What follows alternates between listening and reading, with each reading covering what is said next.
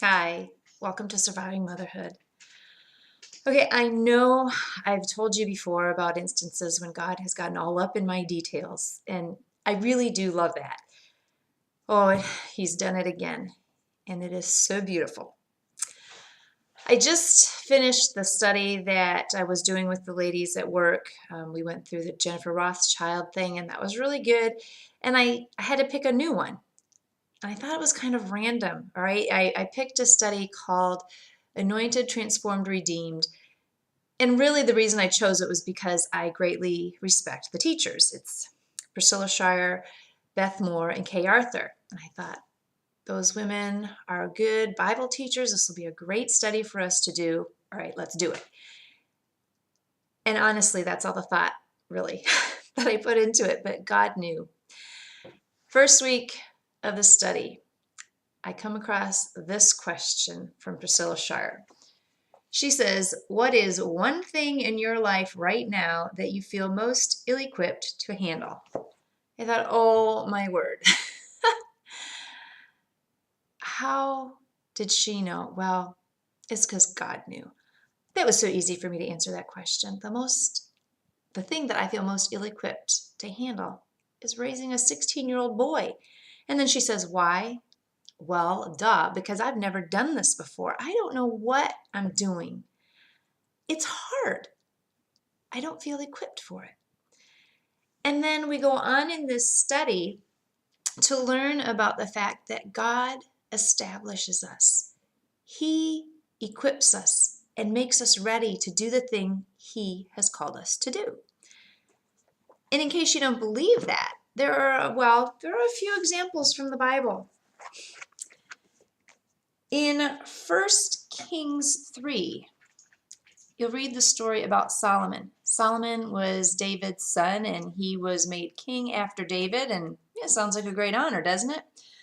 Well, Solomon says in chapter 3, verse 7 of 1 Kings, now, O Lord my God, you have made your servant king in place of my father David.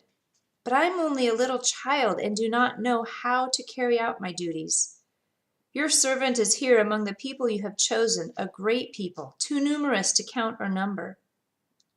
He doesn't sound like he feels very prepared, does he? But he asks God, so give your servant a discerning heart to govern your people and to distinguish between right and wrong. For who is able to govern this great people of yours? The Lord was pleased that Solomon had asked for this. So God said to him, since you have asked for this, and not for long life or wealth for yourself, nor have asked for the death of your enemies, but for discernment and administering justice, I will give you what you have asked. I will give you a wise and discerning heart, so that there will never have been anyone like you, nor will there ever be. Solomon was not prepared to be the king on his own, but God established him, and God gave him what he needed. And then you flip back a little bit to Jeremiah, chapter 1, beginning in verse 4 with the call of Jeremiah. It says, the word of the Lord came to me, saying, before I formed you in the womb, I knew you. Before you were born, I set you apart. I appointed you as a prophet to the nations. Okay, that's God speaking. He's pretty clear on what he wants Jeremiah to do. But do you know how Jeremiah responded? In verse 6 of chapter 1, he says, ah, sovereign Lord, I do not know how to speak. I'm only a child. But the Lord said to me, do not say I am only a child. You must go to everyone I send you to and say whatever I command you. Do not be afraid of them, for I am with you and will rescue you, declares the Lord.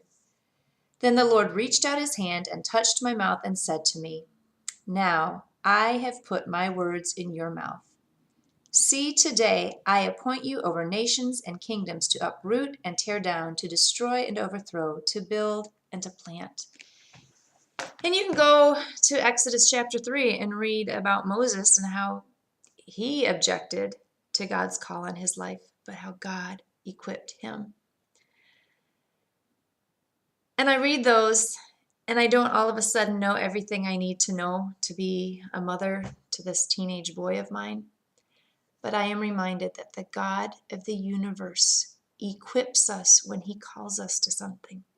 He establishes us for his purpose, for his glory. And he's not going to mess it all up. If it were up to me, if it were up to you,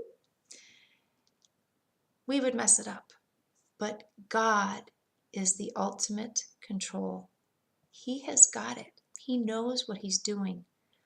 All we need to do is trust and obey.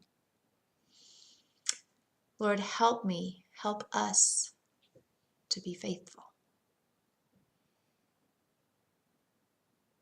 What's the thing in your life that you feel most ill-equipped to do? God has called you to that place. He will establish you. He will equip you. You just need to trust him.